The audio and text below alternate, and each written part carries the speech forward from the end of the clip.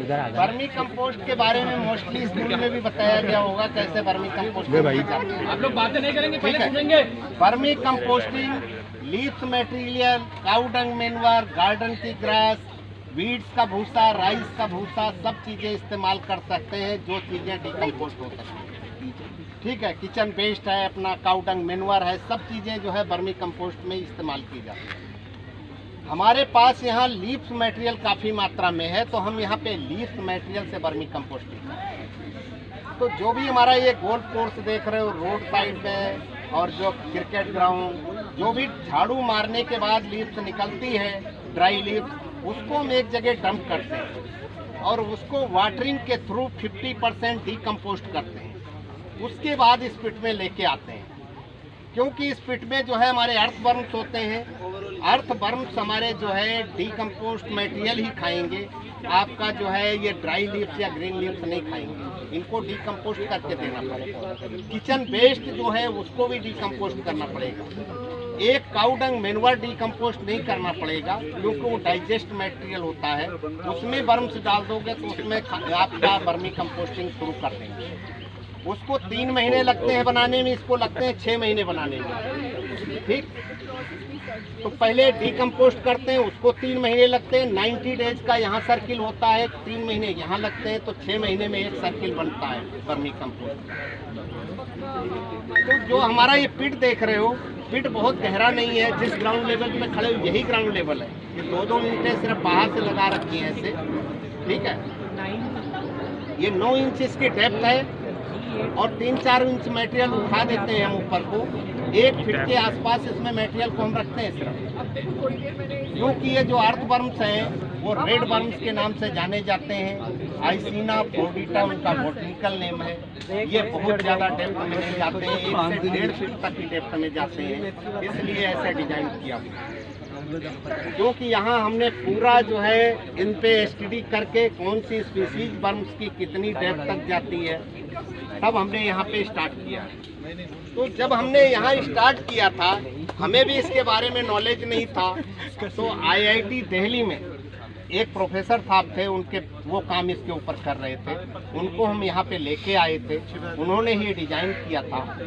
तो इसमें हमने क्या किया था, उस समय 1 बाई 1 मीटर के डिवाइडर इसमें बीच बीच में डाले हुए। इसमें हमने बहुत सारे मटेरियल यूज किए थे स्टार्टिंग में, कि हमें ये सिर्फ देखना था कि किस चीज़ से कौन सा वर्मी कंपोस्ट जो हमको प्लांट के लिए नाइट्रोजन भी दे, फास्फोरस भी दे और सब चीज़ें जिसमें अच्छी मात्रा में मिले, तो वो किस चीज़ में मिलते हैं। तो उस समय हमने काऊ डंग मैन्योर भी यूज किया था, राइस का भूसा, वीड्स का भूसा, इसमें हमने जो गार्डन की ग्रास, अपना काऊ डंग मैन्योर, किचन वेस्ट, सब चीज़ें इस्तेमाल की थी। और जब 90 डेज के बाद, जब फाइनल प्रोडक्ट बनने के बाद हमने जब लेबोरेटरी में टेस्ट कराया, तो सबसे अच्छा रिजल्ट हमारा लीव्स में आया था। लीव्स का सबसे अच्छा मटेरियल उसका वर्मी कंपोस्ट बनता है, जिसमें नाइट्रोजन की मात्रा अच्छी है, फास्फोरस भी है, पोटेशियम भी है। तो प्लांट के लिए हमको क्या, ग्रोथ के लिए यही चीज़ें चाहिए होती हैं। तो उसमें हमने, हमारे पास लीफ मटेरियल काफ़ी मात्रा में था, हमने सब चीज़ उठा के अभी लीफ से हम वर्मी कंपोस्टिंग करते हैं। ठीक है, तो लीफ जो भी आपको डिकम्पोस्ट मटेरियल हमारा देखो उस प्रकार से हम करके लेके आते हैं।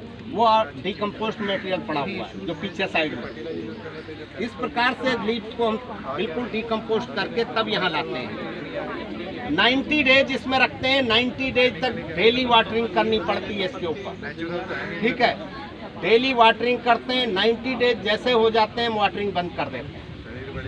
थोड़ा मॉइस्चर कम होता है तो हमारे पास देखिए वो फिल्टर मशीन चल रही है, उसमें हम फिल्टर करके मैन्योर को अलग कर लेते हैं, अर्थवर्म्स और मोटा मोटा मटेरियल अलग हो जाता है। इसको साथ साथ में जितना खाली होता है हम फिलिंग करते रहते हैं। फिलिंग करके जो भी हमारे अर्थवर्म के साथ मटेरियल, उसको फिर इसी के ऊपर हम रिसाइकिल डाल देते हैं। तो ये प्रोसीजर हमारा चलता रहता है। ठीक है, इसमें छोटी छोटी चीज़ें बहुत ध्यान रखनी होती हैं। इसका हमारे हिसाब से इसका बेस सीमेंटेड नहीं होना चाहिए।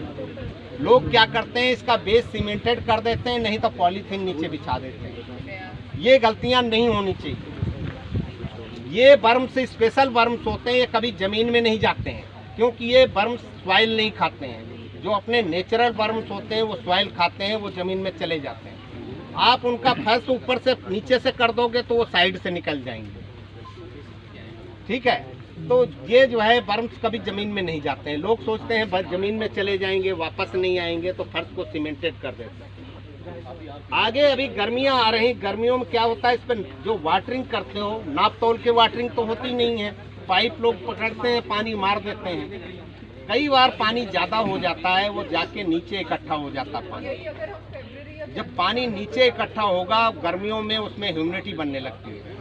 ह्यूमिडिटी बनेगी तो वर्म्स आपके सारे खत्म हो जाएंगे, आपको पता ही नहीं चलेगा। आप सोचेंगे वर्म्स कहाँ गए हैं, वर्म्स सारे मर जाएंगे इसके अंदर अगर ह्यूमिडिटी बनेगी। अगर इसका बेस सीमेंटेड नहीं होगा, सॉइल का होगा, तो वाटर को एब्जॉर्ब कर लेगी, वो पानी को इकट्ठा नहीं होने देगी, तो ह्यूमिडिटी नहीं बनेगी। ये छोटी छोटी इसमें चीज़ें बहुत ध्यान रखनी होती हैं। ऊपर से जो शेड देख रहे हो, शेड भी बहुत ज़रूरी है। शेड इस पर डायरेक्ट सनलाइट नहीं आनी चाहिए, इसलिए होता है।